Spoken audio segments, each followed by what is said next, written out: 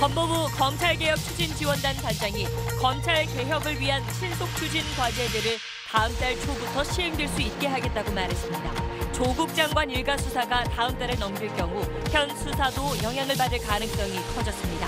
단독 취재했습니다. 법원이 웅동학원 비리 혐의를 받고 있는 조국 장관 동생에 대한 구속영장을 기각했습니다. 신문을 포기한 피해자에 대해 법원이 영장을 발부하지 않은 것은 이례적으로 검찰이 강하게 반발하고 있습니다. 조국 장관 가족 의혹의 핵심 인물인 자산관리인 김모 씨의 인터뷰를 놓고 유시민 노무현재단 이사장과 KBS의 진실 공방이 뜨겁습니다.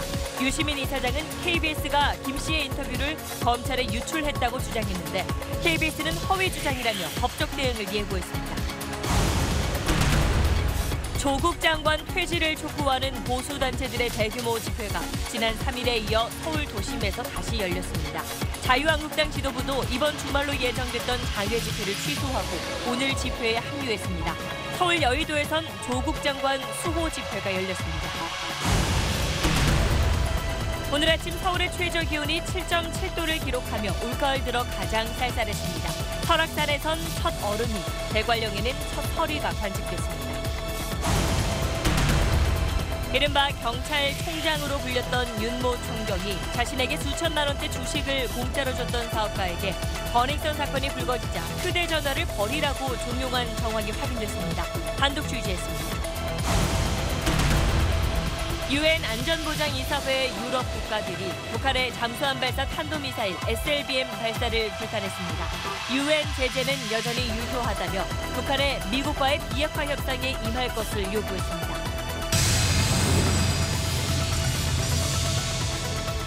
저 차는 무슨 차일까? 가솔린, 디젤. 그럼 저 차는? 오, 물냄새밖에 안 나네. 현대 수소전기차. 여러분 안녕하십니까? 한글이 태어난 지 573돌 되는 10월 9일 8시 뉴스 시작하겠습니다. 조국 법무부 장관이 취임 한 달을 맞은 어제 대대적인 검찰 개혁 방안을 발표했습니다. 조 장관은 개혁안들이 본인 가족 수사에 영향을 미치지 않게 하겠다면서도 그 시행 시기는 구체적으로 못 박지 않았습니다. 그런데 검찰개혁을 총괄하고 있는 법무부 검찰개혁추진지원단 단장이 저희 취재진에게 바로 다음 달 초에 개혁안이 시행될 거라고 말했습니다. 오늘 첫 소식은 이현영 기자가 단독 취재했습니다. 조국 법무부 장관은 서울중앙지검 특수부 축소 등 11가지 검찰개혁 신속 추진 과제와 관련된 규정 정비를 이번 달 안에 완료하겠다고 밝혔습니다. 본인 관련 수사와의 이해 충돌 우려에 대해서는 법령 시행 일자를 조정할 수 있다면서도 구체적인 시점은 언급하지 않았습니다. 어제 조 장관의 발표 직후 SBS 취재진이 발표 현장에 있었던 법무부 검찰개혁 추진지원단 황희석 단장에게 법령 시행 시기를 묻자 황 단장은 개정 법령의 시행 시기는 11월 초가 될 거라고 말했습니다. 검찰이 조국 장관의 부인 정경심 교수를 재판에 넘기는 시점은 11월 2일, 3일 정도가 될 것 같다는 설명도 내놨습니다. 정 교수의 기소를 사실상 수사 종료로 보고 개혁안을 곧바로 시행할 거란 얘기입니다. 정 교수 외에 조 장관이 수사를 받거나 불구속 기소되는 가능성은 고려한 적이 없다고 말했습니다. 황 단장은 8월부터 이어져 온 조 장관 일가에 대한 수사가 11월, 12월까지 무한정 계속돼서는 안 된다는 의견도 밝혔습니다. 수사가 진행되고 있는 상황에 법령 개정을 서둘러 추진하는 이유에 대해선 검찰개혁에 대한 열기가 높은 상황을 고려한 거라고 설명했습니다. 황 단장은 오늘 SBS가 재차 관련 질문을 하자 검찰개혁안 시행 시기를 11월 초라고 정한 건 아니고 시행 일정을 잡기 위해서는 수사에 소요되는 최소 예상 기간을 따져봐야 한다는 뜻이었다고 설명했습니다. SBS 이현영입니다. 네, 조국 장관의 동생에 대해서 검찰이 청구한 구속영장이 기각됐습니다. 검찰은 조 씨가 영장 심사, 그러니까 피의자 신문을 포기할 정도로 혐의가 입증됐는데도 법원이 영장을 발부하지 않은 건 받아들이기 어렵다며 강하게 반발했습니다. 정혜경 기자입니다. 오늘 새벽 3시 30분, 조국 장관의 동생 조모 씨가 목에 보호대를 착용한 채 서울 구치소를 빠져나옵니다. 운동학원 공사비 소송, 위장 소송이라는 의혹 어떻게 생각하십니까? 혹시 장관과 협의하신 적 없으십니까? 앞서 조 씨는 디스크 수술을 이유로 영장 심사기일 변경을 요청했다가 받아들여지지 않자 신문 절차를 포기했습니다. 서울중앙지법 명재권 영장전담 부장판사는 서류만으로 심사한 뒤 오늘 새벽 조 씨에 대한 구속영장을 기각했습니다.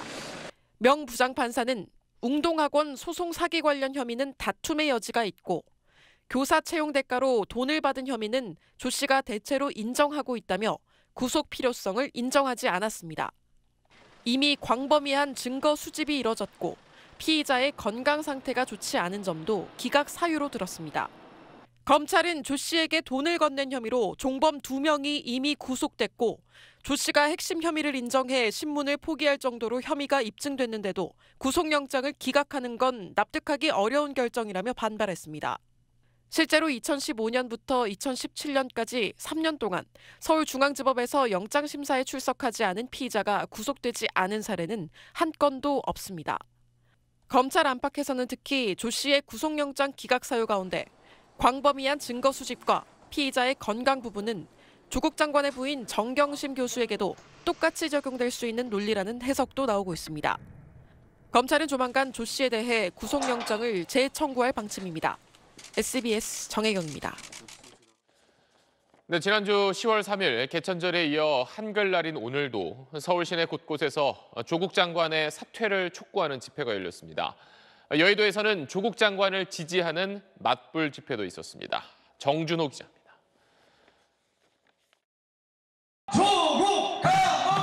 서울 광화문 광장이 집회 참가자들로 가득합니다. 조국 법무장관의 사퇴를 촉구하는 대규모 집회가 열린 겁니다. 지난 3일 개천절 1차 집회를 주최했던 문재인 하야 범국민투쟁본부 등 보수단체들이 오늘 오후 2시부터 2차 집회를 열었습니다. 1차 집회 때보다 다소 줄었지만 시청을 지나 숭례문까지 약 1.7km 구간에 참가자들의 행렬이 이어졌습니다. 해결되기 전까지 직무에서 정지를 시켜주든지 이건 좌우의 사항이 아니다라고 말씀드리고 싶어요. 자유한국당 황교안 대표와 나경원 원내대표도 집회에 참석했지만 무대에 올라 발언을 하지는 않았습니다. 일부 서울대 학생들은 조 장관 자녀가 받았다는 서울대의 인턴십 예정증명서를 풍자하는 서류를 집회 참가자 1000명에게 나눠주기도 했습니다. 분위기가 고조된 오후 4시쯤 집회 참가자들은 구호를 외치며 청와대로 행진했습니다. 여의도에서는 맞불 집회가 열렸습니다.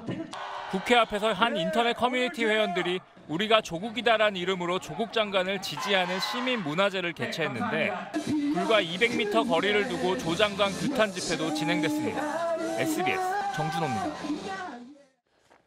네, 집회에 참가한 사람 가운데 일부는 청와대 앞으로 행진했습니다. 주최 측은 오늘 밤 늦게까지 집회를 이어가겠다는 계획입니다. 광화문에서 청와대 쪽으로 가는 길목인 경복궁역에 저희 취재기자 나가 있습니다. 자, 배정규 기자, 지금 8시가 넘었는데 지금 집회가 계속 이어지고 있는 겁니까? 네, 저는 지금 경복궁역 사거리에 나와 있습니다. 이곳 일대에는 여전히 문재인 대통령을 비판하고 조국 장관의 퇴진을 요구하는 집회가 계속 이어지고 있습니다. 보시는 것처럼 도로 통제는 현재 잠시 풀려 있는 상태인데요. 오후 2시부터 진행된 범국민투쟁본부 집회 참가자들이 청와대 사랑채 앞에서 집회를 계속 이어나가고 있습니다. 집회 참가자들은 직접 무대에 올라 좌파 정권을 규탄한다는 등의 발언을 이어가는 가운데 자유한국당 김문수 전 경기지사와 이재호 상임고문 등도 이곳 무대에 올라 문재인 대통령을 비판하며 하야를 요구하기도 했습니다. 세종문화회관 앞에서 열린 우리공화당 집회 참가자들도 조금 전 청와대 분수대 쪽으로 이동해 함께 집회를 벌이고 있습니다. 경찰은 오늘 집회에 6천여 명의 병력을 안전관리에 투입했는데요. 지난 개천절 집회에서는 집회가 금지된 지역으로 진출하려다 물리적 충돌이 발생해 46명이 경찰에 연행되기도 했었죠. 오늘은 집회에 참가한 남성 1명이 옷을 벗는 등 경찰에 거칠게 항의하다 임의동행 조치된 것을 제외하면 큰 충돌은 없는 것으로 알려졌습니다. 현재 집회 참가자들은 청와대 사랑채 앞 근처에 도로를 메우고 6시간째 집회를 이어나가고 있는데요. 주최 측은 가능한 오랜 시간 동안 농성을 이어나가겠다는 방침입니다. 지금까지 경복궁역 사거리에서 SBS 배정훈입니다. 네, 앞선 리포트에서 잠시 보셨던 대로 오늘 광화문 집회에 한국당에선 당대표와 원내대표가 나란히 참석해서 조국 장관을 구속하라는 구호를 외쳤습니다. 민주당은 더 강력한 검찰 개혁을 강조했습니다. 오늘 정치권 움직임은 민경호 기자가 정리했습니다. 자유한국당 투톱 황교안 대표와 나경원 원내대표. 오늘은 개인 자격이라며 단상 위가 아닌 군중 사이에서 조국 장관 구속하라는 손팻말을 들었습니다. 조 장관 동생 구속영장 기각에 대해선 조국 왕국의 두 번째 수혜자가 났다고 쏘아붙였습니다. 어제 민주연구원에서 법원 개혁을 이야기했습니다. 그리고서는 구속영장이 기각됐습니다. 다른 야당들도 국민 상식에 어긋난다, 살아있는 권력에 입김이 작용했다며 비판 행렬에 동참했고 정의당만 구속수사 관행의 개선을 바란다고 논평했습니다.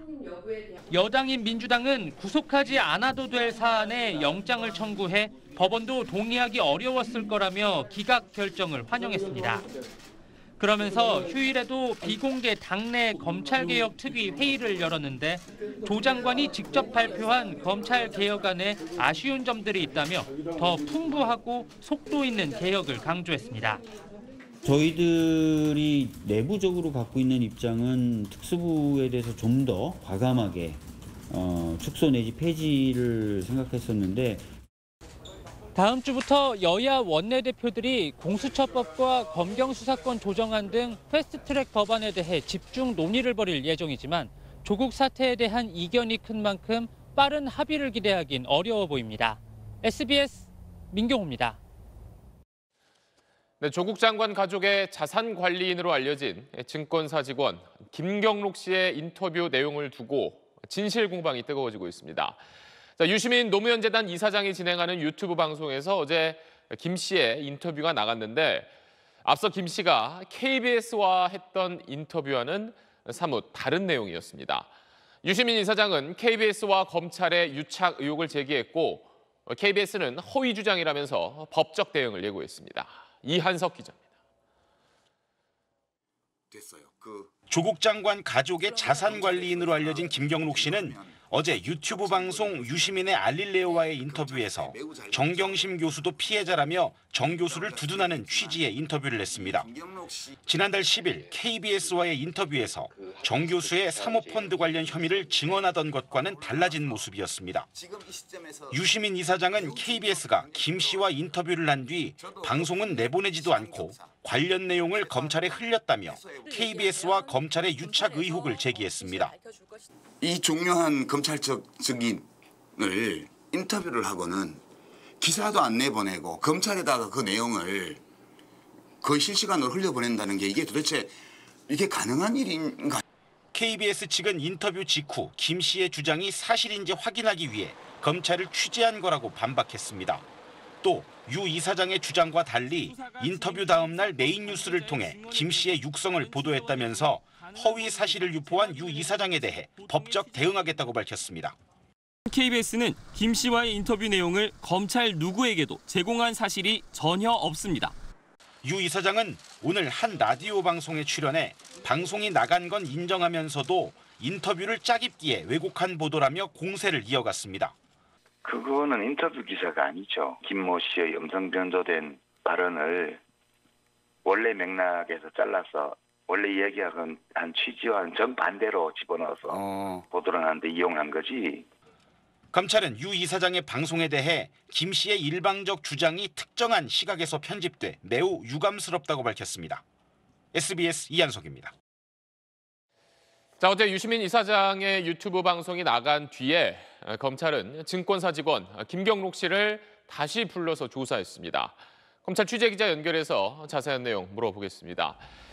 자, 안상우 기자, 검찰이 김 씨를 바로 부른 걸 놓고 보복성 수사 아니냐 이런 비판이 나오니까 검찰이 이례적으로 수사 내용까지 공개하면서 반박했어요. 네, 검찰은 어제 김 씨를 불러 조사한 게 특정인이 진행하는 방송 방영과는 무관하다고 밝혔습니다. 또 김 씨와 어제 오후 7시 반부터 켄싱턴 호텔의 CCTV 영상을 함께 검증했다고도 밝혔습니다. 앞서 김 씨는 조 장관의 인사청문회 당일인 지난달 6일 정 교수의 요청을 받고 자신의 차에 있었던 정 교수의 노트북을 켄싱턴 호텔에 있던 정 교수에게 건넸다고 검찰에 진술했습니다. 검찰은 당시 CCTV 영상을 확보하고 또 이 노트북의 행방을 쫓고 있는데요. 정 교수는 조사 과정에서 이런 사실을 모두 부인한 것으로 전해졌습니다. 하지만 검찰은 어제 소환한 김 씨와 함께 현장에서 CCTV 영상을 보면서 김 씨가 노트북이 든 가방을 들고 호텔로 들어가는 모습과 이후 정 교수가 그 가방을 들고 나오는 모습을 재차 확인한 것으로 알려졌습니다. 그리고 정경심 교수와 김경록 씨 주장이 엇갈리는 부분이 또 있었다면서요? 네, 정경심 교수가 최근 검찰 조사에서 김 씨의 진술과 또 정반대의 진술을 내놓으면서 이 부분에 대한 확인 조사도 어제 이뤄진 것으로 확인됐습니다. 김 씨는 그동안 정 교수의 지시로 자택 PC의 하드디스크를 교체하고 동양대 연구실 PC 본체도 빼돌렸다고 밝혀왔는데요. 정 교수는 최근 검찰 조사에서 자택 하드디스크 교체와 연구실 PC 본체 유출 모두 자신이 지시한 게 아니라 김 씨가 제안하고 주도했다는 취지로 진술한 것으로 전해졌습니다. 증거 인멸 혐의를 정 교수가 김 씨에게 미룬 셈인데요. 하지만 김 씨는 정 교수의 지시가 있었다는 기존 입장을 어제 조사에서 바꾸지 않은 것으로 알려졌습니다. 지금까지 서울중앙지검에서 SBS 안상우입니다. 다음 소식 넘어가겠습니다. 오늘은 올가을 들어서 가장 쌀쌀했습니다. 한파주의보가 내려진 강원 산간 지역에는 얼음이 얼고 또 서리가 내리기도 했습니다. 얼마 전 태풍 미탁이 핥히고 간 상처가 아물지 않은 이재민들에게는 더 춥게 느껴진 하루였습니다. 조재근 기자가 취재했습니다. 오늘 아침 강원도 대관령 일대 수확을 마친 밭과 주택 지붕 위로 하얗게 서리가 내렸습니다. 배추와 무잎도 풀잎도 하얗게 서리를 맞았습니다. 밤새 주차해뒀던 화물차 창문과 지붕에는 성에가 끼었습니다. 화물차 앞 유리에 두껍게 성에가 껴서 이렇게 손톱으로 긁으면 하얗게 성에가루가 일어납니다. 오늘 아침 횡성군 안흥면은 영하 0.6도, 평창군 진부면도 영하 0.1도까지 떨어졌습니다. 올가을 들어 가장 낮은 기온입니다. 설악산 대청봉에는 지난해보다 이틀 빨리 첫 얼음이 얼었습니다. 새벽부터 파 수확에 나선 농민들은 손발을 녹이기 위해 모닥불까지 피웠습니다. 매일 안 피워요. 오늘 처음으로 피웠어. 추워서. 안 추웠어. 더웠어요. 낮에는. 그랬는데 오늘 이렇게 춥구만. 지난 3일 태풍 피해를 본 수해 지역에서는 여전히 복구 작업이 한창입니다. 마을 안길의 흙은 대부분 치우고 집마당의 흙도 거의 제거했지만 아직 집에서 생활하기는 어렵습니다. 흙 묻은 가재 도구와 옷가지를 씻어 말려야 하고 젖었던 장판과 도배도 바꿔야 합니다. 말이지 않아가 못 들어가지고 한 칸이나마 했으면 들었으면 좋겠는데 기술자가 손이 안 나있겠네. 강원 지역 태풍 이재민은 1,639명. 이 가운데 323명이 아직도 마을 회관이나 경로당 등 임시 주거시설에서 지내고 있습니다. 이재민들은 더 추워지기 전에 하루라도 빨리 집으로 돌아가길 바라고 있습니다. 엄청 추웠어요, 오늘 아침에. 집은 없고, 들어갈 데도 없고, 옷가지도 없고, 사는 게 진짜 막막해요. SBS 조재근입니다. 네, 서울 광화문 광장에 있는 세종대왕 동상입니다. 세종대왕이 왼손에 들고 있는 바로 이 책이 훈민정음 해례본입니다. 한글의 원리를 한자로 설명해 놓은 책입니다. 현재 국내에는 간송미술관에 있는 간송본, 그리고 경북 상주의 시민 배익기 씨가 지난 2008년에 공개한 상주본, 이렇게 두 권이 남아 있습니다. 그런데 배 씨가 보관하고 있다고 주장하는 상주본은 여러 차례 소송 끝에 국가가 소유권을 인정받았는데도 아직 돌려받지 못하고 있습니다. 뭐가 문제고 또 해법은 없는 건지 이주상 기자가 짚어봤습니다. 한글날 고등학생들이 훈민정음 해례본 상주본의 소장자 배익기 씨를 찾았습니다. 학생들은 상주본의 국가 반환을 요청하는 상주고 학생들의 서명서와 전국에서 받은 손편지를 전달하고 소중한 문화재가 잘 보존되고 있는지 궁금한 점을 물었습니다. 안전하게 보관이 되고 있는 건 맞아요? 훈민정음 해례본 상주본은 2008년 처음 존재가 알려지면서 지금껏 소송전이 이어졌습니다. 배 씨는 2011년에 민사소송에서 패소해 소유권을 인정받지 못했는데 2014년 형사소송에서는 이겼습니다. 이를 근거로 제기했던 행정소송에서는 지난 7월 최종 패소해 국가 소유가 확정됐습니다. 그렇지만 배 씨는 2011년에 민사소송 증인들을 위증 혐의로 고소했습니다. 국가 소유의 근거가 됐던 소송 결과를 인정하지 않겠다는 겁니다. 3차례 압수수색에도 상주본을 찾지 못한 만큼 문화재청은 난감한 상황입니다. 45회에 직접 면담을 했고요. 또 프로파일러 등을 동원해서 그 베이키 씨의 그 심리 상태라든가 이런 것들을 정확히 짚어내려고 노력을 했습니다만 저희가 돌려받을 수 있는 그 여러 가지 합리적인 방법이 없었습니다. 배 씨는 보상금 1,000억 원을 고집하지는 않겠다는 입장입니다. 금액보다도 분명히 말씀드리지만 진상 규명이 되고 원리적으로 해결 자연스럽게 순리대로 풀면은 금액은 굳이 얘기할 필요가 없는 거죠. 우선 상주본의 소유권이 인정돼야 한다는 건데 이미 대법원 확정 판결이 나온 상태여서 문화재청은 불가능하다는 입장입니다. 청문회를 열어달라고 했어요, 내가. 네. 국민들이 보는 바에서 진상이 어떤 것인지 저는 뭐 숨길 게 없으니까. 양측의 주장이 여전히 평행선을 달리고 있어 타협안이 나올 수 있을지는 미지수입니다. SBS 이주상입니다. 네, 한글날 맞아 정치권에선 한글을 아름답게 쓰고 또 바르게 말하자는 내용의 논평을 내놨습니다.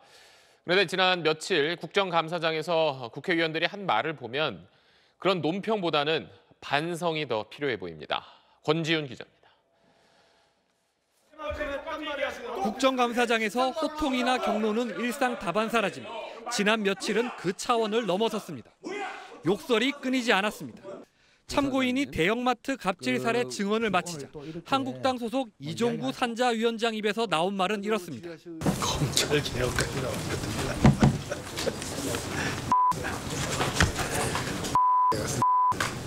이종구 위원장은 혼잣말이었다고 해명했지만 국감장엔 혼자도 아니었고 마이크도 켜져 있었습니다. 더구나 하루 전 법사위원장의 이 욕설 때문에 비난이 쏟아지던 상황이었습니다. 누가 당신한테 저게 받았어? 위원장님 웃기고 왔냐면 고성과 거친 말도 빠지지 않았습니다. 조국 장관 호칭 문제로 다투던 여야 의원들은 결국 상대에 대한 반감을 드러낸 뾰족한 공격과 너 몇 살이야 수준의 말싸움까지 벌였습니다. 대통령 탄핵됐을 때 이미 탄핵됐을 의원들이 한두 명이 말 조심하세요. 야! 너 뭐라고 얘기했어? 의원님. 의원님. 이게 지금 뭐 하는 짓이야? 정치권은 오늘 한글날 기념 논평을 일제히 쏟아냈습니다. 민주당은 한글을 아름답게 쓰고 지키자며 바르게 말하는 품격 정치를 말했고 한국당은 세종대왕은 애민정신으로 누구든지 알기 쉽고 배우기 쉬운 한글을 만들었다고 했는데 욕설과 거친 말에 대해선 한마디 반성도 당기지 않았습니다. SBS 권준입니다. 다음 소식입니다. 버닝썬 사건에서 이른바 경찰총장으로 불렸던 윤모 총경이 한 사업가로부터 수천만 원대 주식을 공짜로 받은 혐의로 구속영장이 청구됐다는 소식 앞서 전해드린 적이 있는데 윤 총경이 사건이 불거진 뒤 이 사업가에게 휴대전화를 버리라고 종용한 정황이 SBS 취재 결과 확인됐습니다. 이현정 기자의 단독 보도입니다. 지난해 말 클럽 버닝썬의 경찰 유착 의혹 등이 불거지자 지난 1월 경찰이 수사에 착수했습니다. 곧이어 클럽을 운영한 가수 승리 등의 카톡방에서 경찰총장으로 자주 언급된 윤모 총경의 존재가 드러났습니다. 검찰은 윤 총경을 향해 수사망이 좁혀지자 윤 총경이 사업가 정모 씨에게 전화를 걸어 휴대전화를 버리라고 종용한 정황을 확인했습니다. 검찰은 앞서 윤 총경이 정 씨로부터 주식 수천만 원어치를 공짜로 받고 정 씨가 연루된 경찰서 사건을 무마시켜준 혐의를 포착했습니다. 검찰은 윤 총경이 자신과 관련된 범죄 증거를 인멸하기 위해 정 씨에게 휴대전화를 버릴 것을 종용한 걸로 보고 있습니다. 검찰은 또 윤 총경이 정 씨에게서 주식을 받을 때 자신의 형 명의를 빌린 정황도 확인했습니다. 공직자 신분으로 거액의 비상장 업체 주식을 받는 게 부적절하다고 판단해 차명을 쓴 걸로 검찰은 의심하고 있습니다. 검찰은 이에 따라 윤 총경의 구속영장에 특정범죄 가중처벌법상 알선수재와 자본시장법 위반, 증거인멸 교사 등의 혐의를 모두 적용했습니다. 윤 총경 측은 증거인멸 교사와 차명주식 의혹에 대해 모두 사실이 아니라고 답했습니다. 윤 총경의 구속영장 심사는 내일 오전 서울중앙지법에서 열립니다. SBS 이현정입니다. 몇 달 전에 인천 송도에서 축구클럽 통학 차량 사고로 초등학생 2명이 세상을 떠났지요. 그런데 한 법무법인이 피해 가족을 변호하고 있다고 허위 광고를 해봤던 게 확인됐습니다. 심지어 이 광고를 시작한 건 부모들이 아이들 장례를 치르던 사고 직후입니다. 전현남 기자가 보도합니다. 지난 5월부터 넉 달간 인터넷에 게시된 한 법무법인 광고입니다. 8살 어린이 2명이 숨진 인천 어린이 축구클럽 통학차량 사고에 변호를 맡았다고 돼 있습니다. 사실이 아니었습니다. 이 사건은 위임 안 하신, 네, 저희가 위임 안 한 게 맞고요. 지금 혹시 가해자 쪽이신가요? 어떻게 되세요? 유가족 측이 항의하자 법무법인 측은 다음 날 광고를 내린 뒤 사과 글을 올렸습니다. 유가족들은 분노했습니다. 장례 중에 부모가 변호사 선임했다라는 광고를 내는 거는 정말 상식적으로 말이 안 되는 거잖아요. 대한변호사협회가 공시하고 있는 변호사 업무 광고에 대한 규정입니다. 이 규정을 보면 변호사의 업무나 경력에 대해서는 허위 내용을 광고해서는 안 된다고 명시돼 있습니다. 법무법인 측은 광고를 외주업체에 맡기는 과정에서 다른 교통사고와 헷갈리는 실수가 있었다고 해명했습니다. 하지만 사과 문자뿐 죄송하다는 전화 한 통 없었습니다. 어떤 변호사도 다 전화하지 않았고 책임자조차 저한테 전화하지 않았어요. 그냥 카톡으로 한 통 날린 거예요. 우리나라는 그렇더라고요. 피해자가 사과를 구걸해야 돼요. 유족들은 서울지방변호사회에 해당 법무법인을 징계해달라고 요청했습니다. SBS 전연남입니다. 네, 지난해 맥도날드 매장에서 직원 얼굴을 향해 손님이 햄버거를 던지는 영상이 공개돼 큰 논란이 일었는데 얼마 전에도 직원에게 삿대질과 욕설을 퍼부은 손님이 있었습니다. 서비스 종사자들에 대한 고객의 갑질 언제쯤 사라질지 모르겠습니다. 스브스 뉴스에서 당시 영상을 입수했습니다.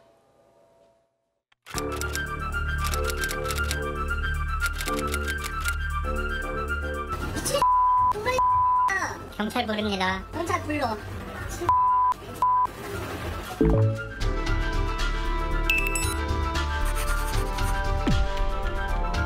아, 너 지금 나 지금 찍고 있지? 네. 찍어. 나는 이거 맥도날드하고 인터넷에 올릴 거니까. 미친.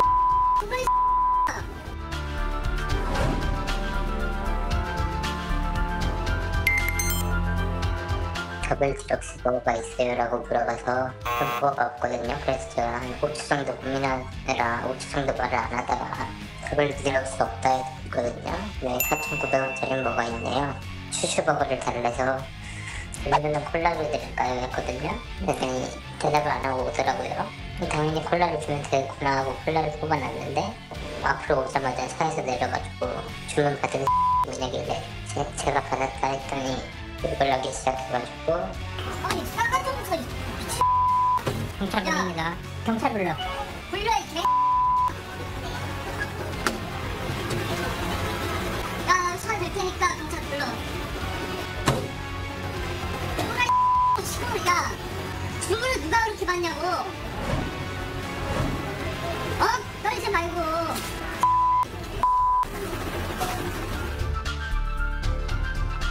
그날 퇴근하고 저희가 상담을 했거든요. 특정성, 공연성 얘기하면서 이거는 충분히 고소가 된다고 고소를 하려고 생각 중이에요.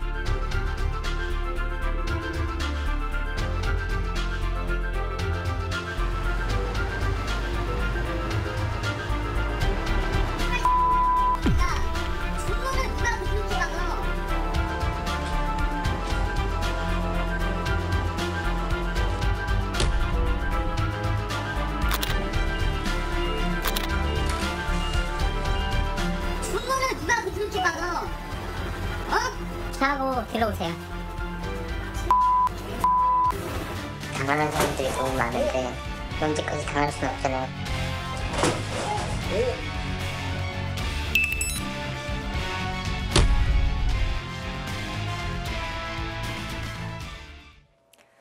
네, 홍콩 시위가 벌써 만 4개월째 이어지고 있습니다. 시위가 격해지면서 그동안 체포된 사람이 2,000명을 넘어섰는데 홍콩 정부가 복면금지법에 이어서 계엄령을 선포할 가능성도 커지고 있습니다. 베이징 송욱 특파원의 보도입니다. 오늘도 홍콩 시내에선 시위가 벌어졌습니다. 복면금지법에도 불구하고 수백 명이 마스크를 쓴 채 구호를 외쳤습니다.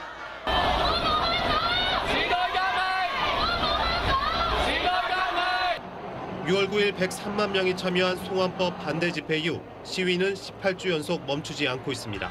경찰이 실탄 발사까지 할 정도로 시위는 격해졌고 넉 달 동안 2,300여 명이 체포됐습니다. 지난 5일부터 시행된 복면금지법 위반으로도 벌써 70여 명이 잡혔습니다. 홍콩 경찰은 진압의 강도를 낮추지 않고 있습니다. 불법 집회 혐의가 있다며 아이와 함께 길을 걷던 부모까지 붙잡았습니다.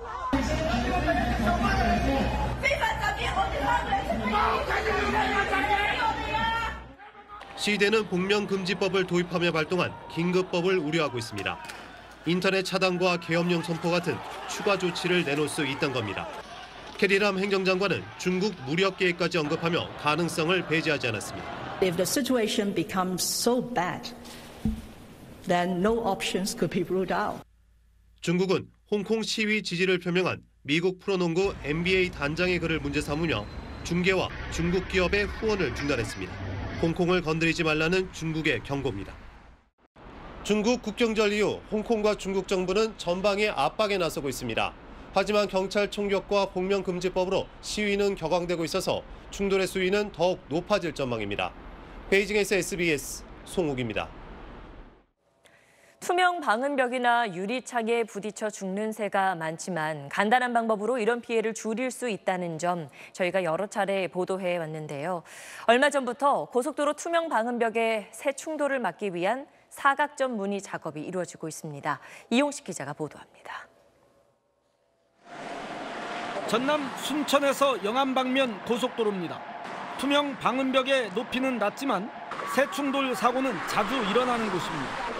새가 부딪힌 투명창엔 금이가 깨진 흔적이 뚜렷하게 남아 있습니다. 호남선과 광주, 대구선 등의 45개 지역 방음벽에서 지난 2월부터 6개월간 꿩과 물총새 등 242마리의 폐사체가 발견됐습니다. 맹금류 모양의 스티커를 제작해서 부착을 하였는데요. 조류 충돌 사고 방지 효과는 미흡한 것으로 판명이 되었습니다. 충돌 사고로 죽는 새를 보호하기 위해 도로공사가 효과가 검증된 사각점 무늬를 방음벽에 붙이기 시작했습니다. 고속도로 투명 방음벽에 환경부 지침대로 새 충돌 방지 테이프를 부착하는 것은 전국 고속도로 가운데 이곳이 처음입니다. 가로 10cm, 세로 5cm로 사각점 간격을 꼼꼼하게 유지해야 효과가 높습니다. 이를 위해 작업 도구까지 만들었습니다. 고속도로라는 위험한 환경 속에서 작업자들이 빠르게 시공을 하고 빠져나가야 되기 때문에 이런 아크릴판 도입을 검토하게 되었습니다. 도로공사는 2억 1천만 원을 들여 내년까지 방음벽 8곳에 사각점 새충돌 방지 테이프를 붙이고 효과를 모니터하기로 했습니다. SBS 이용식입니다. 정부가 새로운 정책을 내놓을 땐 홍보 자료를 만들지요. 국민에게 잘 설명하기 위해서인데 여기 의미를 알기 힘든 외국어, 외래어가 너무 많이 쓰이고 있습니다. 한글날을 맞아서 남주현 기자가 짚어봤습니다. 올해 각 정부 부처가 규제 샌드박스 성과라며 낸 보도자료들입니다. 과도한 규제를 풀어주는 제도로 정부가 적극 홍보하고 있지만 정작 국민들은 의미를 정확히 파악하지 못합니다. 규제 샌드박스라는 말 들어보셨어요? 규제 샌드박스요? 처음 들어보는데요. 어떤 의미일지 짐작은 가시나요? 뭔가를 규제한다는 건가요? 영국에서 쓰는 말을 그대로 들여왔기 때문인데 지난해 국립국어원이 규제 유예 제도로 바꾸라 권고했는데도 모든 부처가 그대로 쓰고 있습니다. 스타트업의 규제 샌드박스 활용 사례가 연내에 100건 이상 나오도록 적극 추진하겠습니다. 네거티브 규제, 스타트업, 스케일업 등 영어를 모르면 이해하기 어려운 단어들과 커뮤니티 케어, 클러스터, 패스트트랙 등 우리말로 대체 가능한 단어도 습관적으로 사용합니다. 한글 관련 시민단체 분석 결과 정부 부처 보도자료의 47%만 어려운 용어를 배제하고 한글 위주로 잘 작성됐습니다. 또 국민들 입장에서는 정부에서 시행하는 그런 정책에 대해서 알 수가 없기 때문에 자기에게 어떤 기회가 오는지 또는 피해가 오는지 이런 거를 파악할 수가 없는 거죠. 시내버스보다 빠른 운송수단을 뜻하는 광역 BRT가 직관적으로 이해하기 어렵다는 지적에 세종시가 우리말 뜻을 연상시키는 바로타로 바꾸기로 한 건 좋은 사례입니다. 국민의 알 권리를 충족시키고 정책의 효과를 높이기 위해 정책 구상 단계부터 고민이 필요합니다. SBS 남주현입니다. 북한 김정은 위원장이 약 한 달 만에 공식 활동에 나섰습니다. 며칠 전 미국과 협상이 결렬된 거에 대해서는 언급이 없었는데 때마침 조선중앙TV에서는 2년 전 북한이 대륙간 탄도미사일을 쐈던 장면을 다시 내보냈습니다. 김아영 기자입니다. 김정은 위원장이 당 간부들과 함께 군부대 산하농장을 찾았습니다. 지난달 10일 초대형 방사포 시험 발사 참관 이후 28일 만에 공개 활동입니다. 스톡홀름 북미 실무협상이 결렬됐지만 미국에 대한 언급 없이 비교적 밝은 얼굴로 식량난에 대한 해결 의지를 거듭 강조했습니다. 우리가 믿을 것은 과학기술의 힘이라고 하시면서 식량 문제, 먹는 문제를 푸는 데서 결정적 전환을 일으켜야 한다고. 미국의 계산법에 큰 변화가 없는 만큼 당장 협상 결과에 연연하기보다는 잦은 태풍 등으로 식량난이 예상되는 상황에서 경제 문제부터 해결하겠다는 뜻으로 해석됩니다. 내부적으로는 자력 경쟁을 통해서 경제 발전을 이끌고 대외적으로는 조급증을 내지 않고 미국 입장 변화를 기다리겠다는. 때마침 조선중앙TV는 어제부터 방영된 새 기록 영화에 대사변이라는 자막을 달아 2년 전 대륙간 탄도미사일 ICBM 발사 장면을 편집해 넣었습니다. 우리 저국은 최강의 국가 방위력을 가진 불패의 군사 강국으로 솟구쳐 올랐습니다. 북한이 관영 매체를 통해 ICBM을 노출한 것은 1년 8개월 만으로 미국의 태도 변화를 촉구하기 위한 압박으로 풀이됩니다. SBS 김아영입니다. 북한은 지난 2일 잠수함 발사 탄도미사일을 쐈습니다. 이걸 두고 영국과 프랑스 그리고 독일이 유엔 안전보장 이사회 소집을 요구했고 오늘 새벽에 비공개로 회의가 열렸습니다. 유럽 6개 나라들은 북한의 도발은 유엔 안보리 결의를 위반한 거라고 주장했는데 정작 미국은 별다른 말이 없습니다. 특히 트럼프 대통령은 잘하던 트위터도 조용하고 계속 침묵으로 일관하고 있습니다. 그 이유를 워싱턴 손성민 특파원이 짚어봤습니다. 트럼프 대통령의 트위터는 온통 탄핵 관련 소식뿐입니다. 자신에 대한 미 하원의 탄핵 조사를 폭풍 트윗으로 방어하느라 정신이 없습니다. 북한에 대한 언급은 사라졌습니다.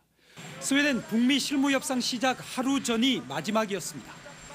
So we're dealing with North Korea. They want to meet, and we'll be meeting with them.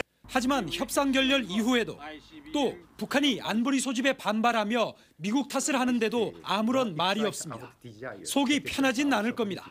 미사일 발사를 대수롭지 않다고까지 하면서 스스로 북한과의 관계, 대화를 외교 성과로 자랑해왔기 때문입니다. 더 답답한 것은 협상 주체인 국무부 역시 폼페이오 장관부터 하원의 탄핵 조사 대상이어서 손발이 묶일 처지입니다. 어렵사리 북한이 내놓으라고 한 새로운 계산법을 준비하려 해도 트럼프 끌어내리기가 제일 목표인 민주당이 하원에서 승인할 리 만무합니다. 북핵 협상을 담당했던 크리스토퍼 힐 전 국무부 차관보도 미국 역사상 최악의 외교팀이라며 국무부 조직이 예전 같지 않다고 우려했습니다. 트럼프 대통령은 지난 2월 하노이 정상회담 결렬 이후에 8일 만에 대북 추가 제재를 중단하라는 지시로 입을 연 바 있습니다. 북한과의 대화를 끊기엔 너무 멀리 왔지만 충동적인 트럼프 대통령이 대선용으로 반전의 강수를 꺼내들 가능성도 배제할 수 없다는 게 외교가의 관측입니다. 워싱턴에서 SBS 손성민입니다. 한국도로공사가 톨게이트 노동조합과 요금수납원 정규직 전환에 합의했습니다. 한국노총 소속 노조와의 합의인데 민주노총 소속인 요금수납원들은 이번 합의안을 거부했습니다. 임태우 기자가 보도합니다. 합의안의 골격은 자회사 전환을 거부해 고된 요금 수납원 가운데 법원의 직접 고용 판결을 받은 사람은 직접 고용하겠다는 겁니다. 지난 8월 대법원 판결을 받은 해고수납원 378명은 물론 1심에서 승소한 해고수납원 116명도 도로공사가 직접 고용하기로 한 겁니다. 1심 소송을 진행 중인 해고 노동자는 당분간 임시직 근로자로 일하고 1심 판결에 따르기로 했습니다. 지금 저희는 투쟁 현장에 있는 아줌마들, 아저씨들입니다.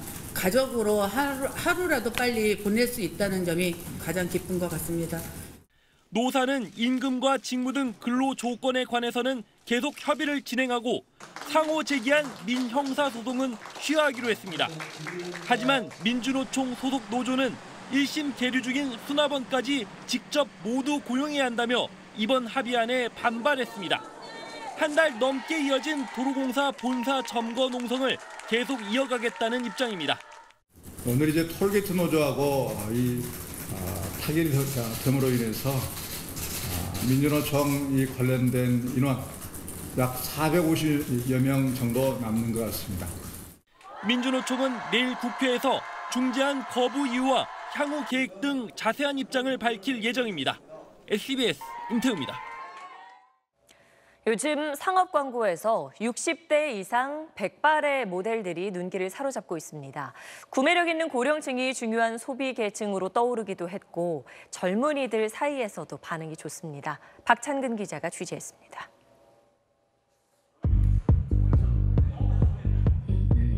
백발의 남녀 모델들이 카메라 셔터 소리에 맞춰 다양한 포즈를 취합니다.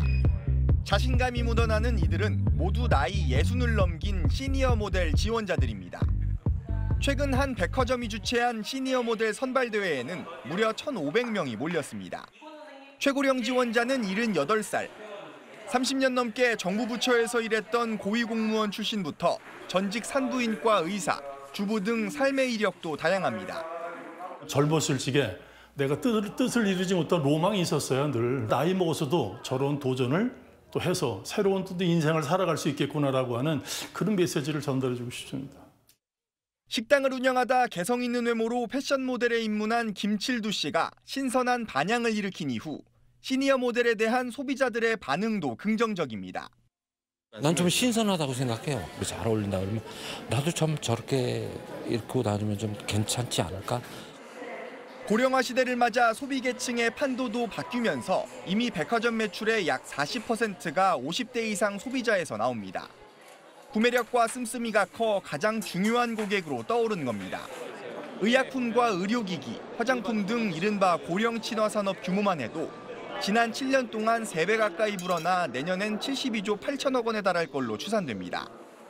중장년층은 물론 젊은 층의 호응도 높아지는 가운데 업종별로 주소비층의 동년배 모델들을 앞세우는 새로운 형태의 마케팅이 더 활성화될 걸로 보입니다. SBS 박찬근입니다.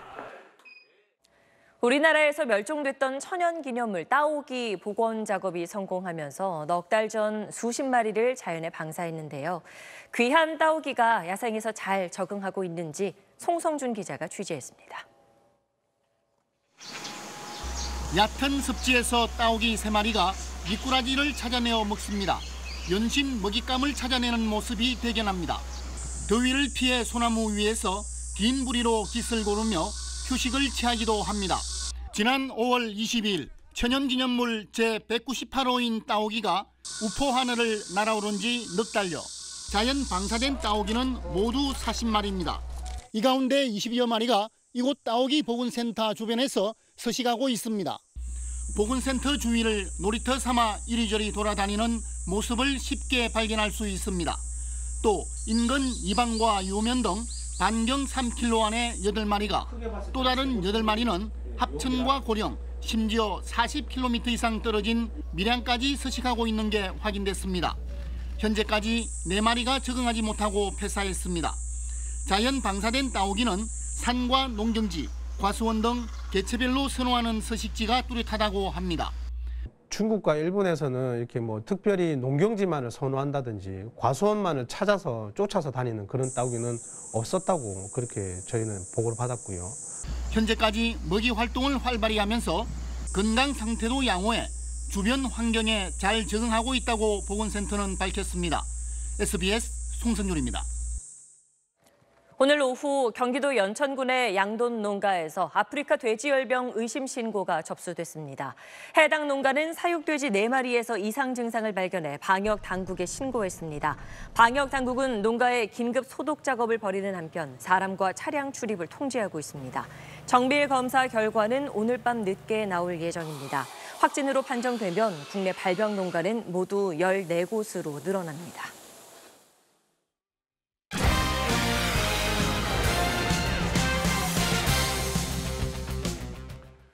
스포츠 뉴스입니다. 프로야구 준플레이오프 3차전에서 LG가 정주현 선수의 맹활약으로 키움의 2연패 뒤 첫 승을 거두면서 플레이오프 진출 희망을 살렸습니다. 유병민 기자입니다. 두 경기 연속 끝내기 패배를 당한 LG는 3차전에서도 1회와 2회 한 점씩을 내주고 위기에 몰렸습니다. 벼랑 끝에서 LG를 구해낸 주인공은 시즌 타율 2할 3푼 1리로 주전 야수 중 가장 낮은 정주현이었습니다. 1회 파울 타구를 잡기 위해 몸을 사리지 않는 투지를 선보인 정주현은 2회 투아웃 1, 2루 기회에서 1타점 적시타를 때려 희망을 살렸습니다. 4회에는 최은성이 솔로 홈런을 터뜨려 승부를 원점으로 돌렸고 7회 다시 정주현이 해결사로 나섰습니다. 오윅스 키를 넘기는 2루타에 이은 오윅스 실책으로 3루에 도착한 뒤 오지환의 희생 플라이 때 홈을 밟아 천금 같은 결승 득점을 올렸습니다. 8회에는 페게로가 오른쪽 담장을 총알같이 넘어가는 솔로 홈런을 터뜨려 승부에 쐐기를 박았습니다. LG 마무리 투수 고우석이 9회 또 제구불안을 노출하며 원아웃 2, 3루 위기를 자초했지만 두 타자를 연속 범타 처리해 4대2 승리를 지켰습니다. 아직 2번 더 남았으니까요. 더 2번 이겨서 꼭 올라가도록 하겠습니다. 키움은 필승 개투조인 오주원과 김상수가 무너지며 플레이오프 진출 확정에 실패했습니다. 반격에 성공한 LG는 4차전에서 임찬규를, 키움은 최현태를 각각 선발 투수로 예고했습니다. SBS 유병민입니다. 아메리칸 리그 디비전 시리즈 4차전에서 템파베이 최지만 선수가 휴스턴 에이스 벌랜더에 볼넷 3개를 골라내며 4번이나 출루하는 활약을 펼쳤습니다. 3번 타자로 나온 최지만은 1대0으로 앞선 1회 첫 타석에서 풀카운트 승부 끝에 볼넷을 골라내며 벌랜더를 흔들었습니다. 이어 가르시아의 안타로 2루까지 진루한 뒤 트래비스 다노의 좌전 적시타 때 홈을 밟았습니다. 2회와 4회에도 벌랜더를 상대로 볼넷을 얻어낸 최지만은 8회에는 우전 안타를 쳐내며 4번째 출루를 기록했습니다. 2회 투아웃 1루에서는 강한 타구를 멋지게 잡아내며 실점을 막기도 했습니다. 벼랑 끝에 몰렸던 템파베이는 4대1로 승리하며 2승 2패로 승부를 원점으로 돌렸습니다. 네, 머리 위로 던지는 일반적인 자유투와 달리 이렇게 엉거주춤한 자세로 던지는 자유투. 만화 주인공의 이름을 따서 이른바 강백호 자유투라고 불리는데요. DB의 새 용병 오누아쿠는 이 자유투를 앞세워서 개막 2연승을 이끌었습니다. 김영렬 기자입니다. 무릎 아래에서 두 손으로 공을 잡고 엉거주춤한 자세로 던진 공이 깨끗하게 림을 가릅니다.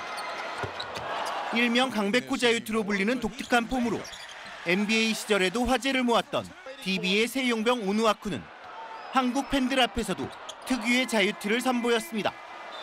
이 쿼터에 자유투 4개를 모두 성공하고 2m 8cm의 큰 키로 골밑을 장악하며 12점을 몰아쳐 역전의 발판을 놨습니다. 74대 74로 맞선 4쿼터 종료 4분여 전 역전골도 이 자유투로 만들었습니다. 100% 성공률은 아니었지만 승부처마다 힘을 보탠 까닭에 실패에도 감독이 박수를 보냈습니다. 오누아쿠가 18점을 몰아치고 김종규도 18득점으로 펄펄 난 DB는 인상공사를 86대 81로 꺾고 개막 2연승을 달렸습니다. 6명의 선수가 두 자릿수 득점을 기록한 SK는 LG를 29점 차로 크게 눌렀고 송교창과 김국찬이 시원한 덩크쇼를 펼친 KCC는 삼성을 꺾고 홈 2연승을 달렸습니다. SBS 김영렬입니다. 여자 골프 세계 랭킹 1위 고진영과 2위 박성현이 내일부터 국내 메이저 대회 하이트 진로 챔피언십에서 KLPGA 스타들과 샷 대결을 펼칩니다. 고진영은 지난주 하나금융그룹 챔피언십에 이어 2주 연속 국내 팬들과 만나고요. 박성현은 올해 국내 대회 첫 출전입니다. 두 선수의 KLPGA 투어 대회 동반 출전은 2017년 이 대회 이후 2년 만입니다. 언니도 잘하고 있고 저도 지금까지는 잘하고 있는 상황에서 언니랑 이렇게 역사 깊은 대회 또 메이저 대회에 같이 나왔다는 게 참 감사한 일이고 저도 굉장히 설레고요. 기쁘고 이번 주가 굉장히 재미있을 것 같습니다. 이번 대회에는 일본에서 뛰는 배선우와 김하늘도 출전합니다. 프리킥도 잘 차면 변화구처럼 뚝 떨어집니다. 코트디부아르 선수의 골문 구석을 찌른 날카로운 프리킥에 가나 골키퍼는 꼼짝없이 당했습니다.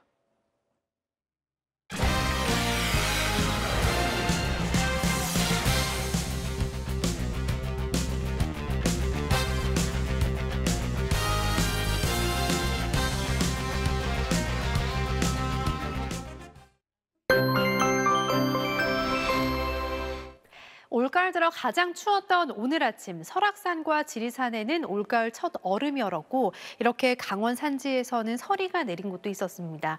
내일도 가을 추위가 이어집니다. 오늘만큼은 아니지만 서울의 아침 기온이 10도 안팎까지 내려가겠습니다. 하지만 갈수록 기온이 오르면서 모레가 되면 쌀쌀함이 조금은 나아질 것으로 보입니다. 내일 중부지방은 구름 많거나 흐린 날씨가 이어집니다. 해가 없어서 서울의 한낮 기온이 20도를 밑돌겠습니다.